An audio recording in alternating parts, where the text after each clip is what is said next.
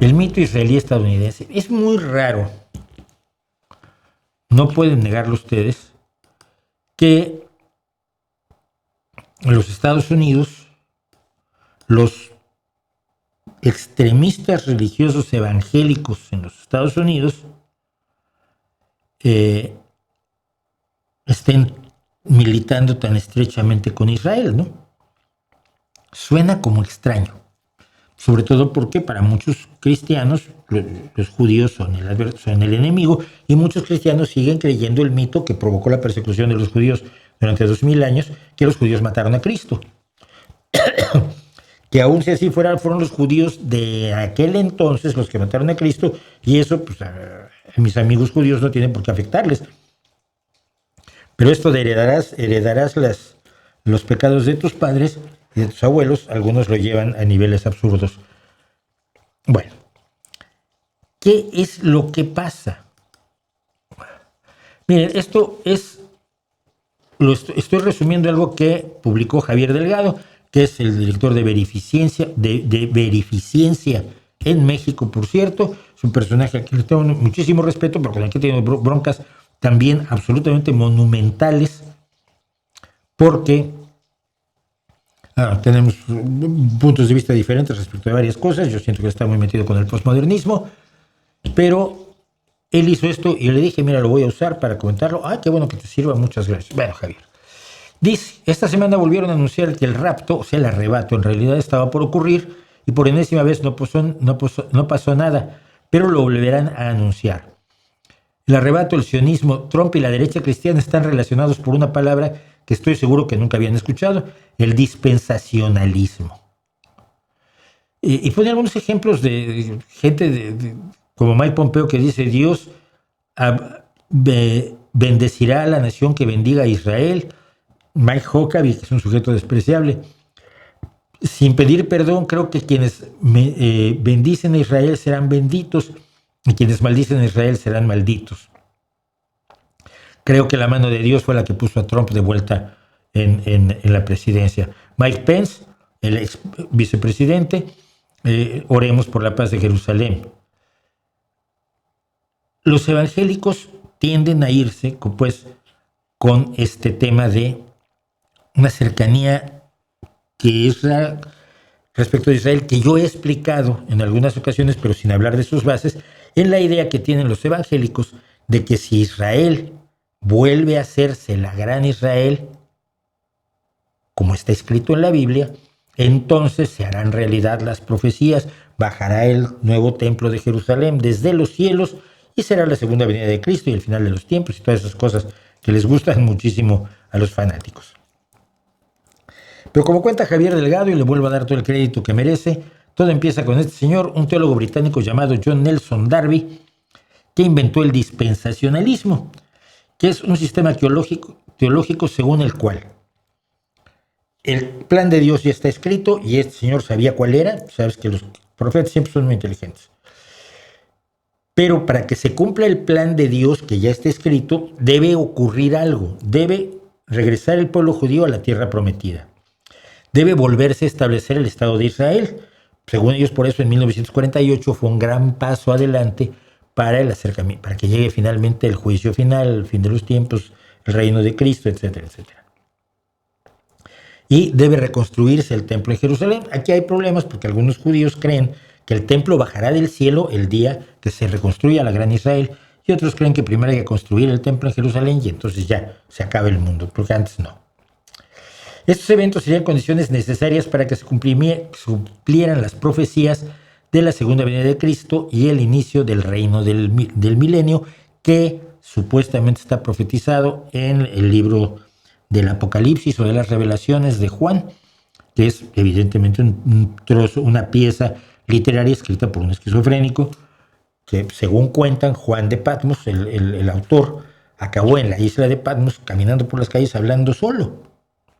¿Cuál es lo que se dice? Luego, igual no es cierto. Bueno, pero en fin, llegará Jesús, reinará en la tierra durante 1000 años. Al finalizar este tiempo se liberará a Satanás para probar por última vez la fe del ser humano. Ya sabes que Dios dice que si no crees en él, tú eres malo. Parece una posición un poco egocéntrica, pero bueno. Entonces se acabará el tiempo, surgirá una nueva tierra, un cielo nuevo, y todo lo conocido será destruido y, por supuesto, viviremos en el paraíso. Por lo tanto, la misión de restablecer el Estado de Israel es el sionismo cristiano y fue anterior al sionismo judío porque apareció en 1840. A partir de 1840 estas ideas se difunden en Inglaterra y empiezan a influir en la política. Por entonces, un tal Lord Shaftesbury, que fue político evangélico británico, presionó al gobierno británico para apoyar el retorno de los judíos a Palestina. Palestina no era un país, es un territorio, es una zona.